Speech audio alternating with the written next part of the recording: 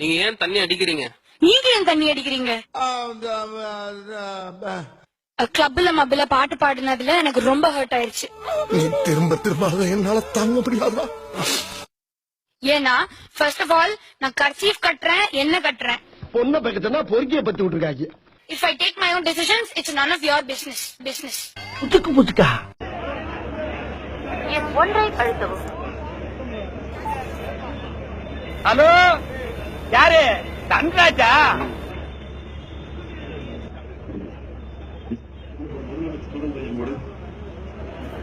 இரண்டை அழுத்தவும். பக்கத்துல இருக்கிற பையனை அமக்கவும். ஹலோ திருவிழாவில காணாம போன புள்ள மாதிரி. பாருமா, இதுதான் உலகத்திலேயே பிக்கெஸ்ட் ஜுவல்லரி ஷோரூம். நீ பார்த்த இந்த இத்து போன 4 வாழத்தாருக்கு பிக்கெஸ்ட் ஜுவல்லரி. அங்கேயே குழந்தை மாதிரி அழுதுட்டா. என்னடா கரடி கக்கூஸ் போன மாதிரி ஒரு சவுண்ட்? என் கண்ணை தொடச்சு விட்டா.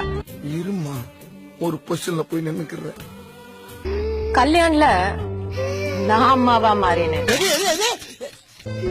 அம்மா என் மகளா மாறினா. தாய் பாசத்துல நம்மள மிஞ்சினா இருப்பான் போல் இருக்கேன். ஒரு சென்டிமெண்ட். சங்கர் சிமெண்ட்ல கட்டினா சங்கர் திட்ட மாட்டாரா?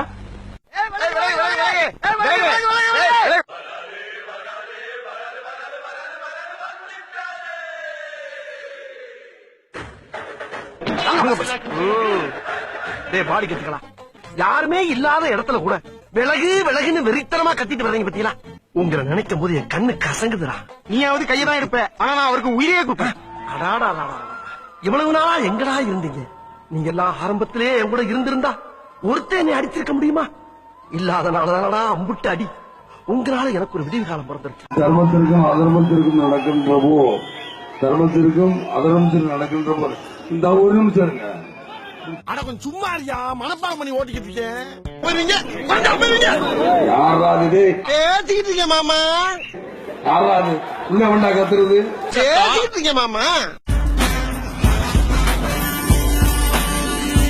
வணக்கம். அன்பார்ந்த முதல் வணக்கம். அலைகடலான திரண்டு வந்து ஆர்ப்பாட்டமே இல்லாமல் இங்கு அமைதியாக அமர்ந்திருக்கும் என் ரசிக பெருமக்களே, இந்தியாவின் மிகப்பெரிய ஷோரூம் இல்ல ஒரு பக்கம் தானே காட்டுறீங்க, மறுபக்கம் காட்டியிருந்தா தெரிஞ்சிருக்கும்ல.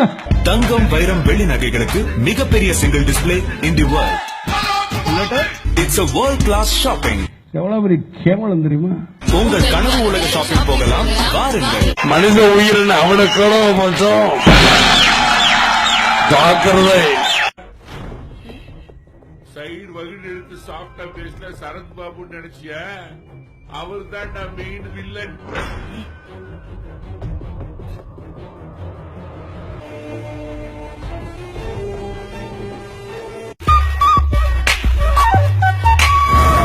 வில்லாதி வில்லன்.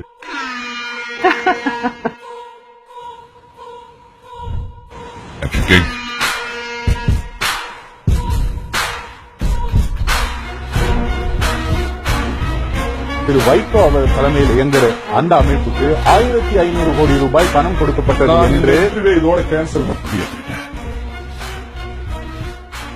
வழிவகுக்கிறேன். அதிமுகவின் பி டீமாக செயல்படுகின்ற அப்போ நான் உள்ள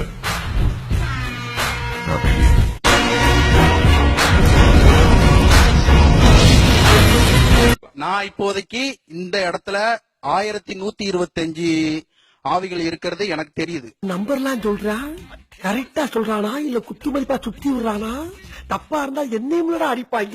அந்த அலையான வடிவங்கள் உங்களுக்கு பின்னாடி இருக்கு, ஒவ்வொரு மனிதர்களுக்கு பின்னாடி இருக்கு. எங்க இங்கே உங்களுக்கு பின்னாடி அந்த அந்த ரெட் கலர் பனியன் போட்டுருக்காரு இல்லையா, அவருக்கு பின்னாடி ஒரு 2 ஆவிகள் அவர் உடம்புல போறதுக்கு முயற்சி பண்ணிட்டு இருக்கு. ஓகே, இப்ப இந்த இவர் பின்னால 2 பேய் இருக்குன்னு சொன்னீங்களா, அது எப்படி இருக்கு? ஒரு முகம், 2 கைகள் அவர் உடம்புல போறதுக்கு முயற்சி பண்ணிட்டு இருக்கு.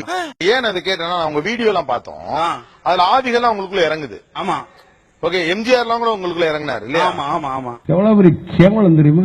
ஆக்சுவலா என்னன்னு கேட்டீங்கன்னா, அப்ப அந்த வீடியோ நான் பார்த்தப்போ அதுல உங்களுக்குள்ள எம்ஜிஆர் ஆவி இறங்கி திமுக தான் ஜெயிக்கும்னு சொன்னார். ஆமா. ஆனா என்னாச்சு? தப்பாயிடுச்சு. போய் ஐயோ, எந்த ட்ரெண்ட்ல பேசினாலும் எந்த ரூட்ல போனாலும் விடவே மாட்டேங்கிறானே, நான் என்ன பண்ணுவேன்? அப்ப அது எம்ஜிஆரா நீங்களா? சார், உடம்புக்குள்ள இருந்து பேசுறது எம்ஜிஆர் சார். சரி, அதை ரிசீவ் பண்ணி வாய்ஸ் வருது இல்லையா, அது நான். எப்பா சாமி போதும்டா ஓட்டது ரீல அந்து போச்சு. ஒரு வீடு, ஒரு பில்டிங், ஒரு தெரு அங்கலா பேய் இருக்குன்னு எப்படி என்ன அறிகுறியில வச்சு கண்டுபிடி? காத்து வேகமா சுழல் காத்து மாதிரி வருதுங்க. அப்படியே மேக படிஞ்ச உருவம் மாதிரி தோட்டம் வரும். திம்மு திம்முன்னு சத்தம் கேட்கும், ஜல் ஜல்னு சத்தம் கேட்கும். கது ஜன்னல் எல்லாம் படப்படப்படன்னு அடிச்சுக்கிடுங்க. வேகமா சாத்திடுது அந்த காத்து. நாயூன்னு ஊல விடுமே, அதை விட்டீங்க. நாய் நாய் அவன் நம்மளை கலாய்க்கிறான்டா. இந்த சீன் சொல்றது எல்லாமே படத்துல வர்ற சீன் ஆச்சு. ஏன் படம் எல்லாம் சொல்ற நீ? பேய் எப்படி ஓட்டுவீர்கள், அவ்வளவுதான். ஏய் பஞ்சக்ஷர ரூபிணி, கோணை சாமா பிரவண சக்கரத்தின் உன்னுயிர் காளிகா தேவிக்கு சம்பார ரூபிணி ஜடாஜரி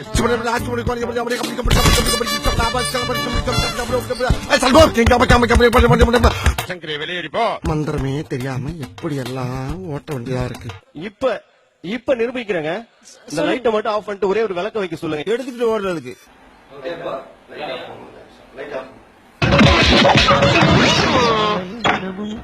இந்த ஃபீலிங் நமக்குள்ளேயே இருக்கட்டும். மேற்படி சத்தங்கள் எதுவும் உங்களுக்கு உணரல? எனக்கு கிடைச்ச சிம்டம்ஸ் அவுட்டர்ல கிடைச்சது. டைமிங் பத்தாததுனாலையும் ஒரு தூய்மையான உடல்ல இறந்து போன ஆவிகளை வர வைக்கிறது கடினம்ங்கிறது இன்னைக்கு நான் ரொம்ப கரெக்டா உணர்ந்தேன். அதுக்கும் மேல ஒரு புதுவித இடத்துல ஒரு புதுவித முயற்சி பண்ணும்போது எக்ஸஸ் டைம் எடுத்துக்கணுங்கிறத இன்னைக்கு நான் உணர்ந்தேங்கம்மா. எப்படி எல்லாம் சமாளிக்க வேண்டியதா இருக்குடா. எல்லோருக்கும் டாடா.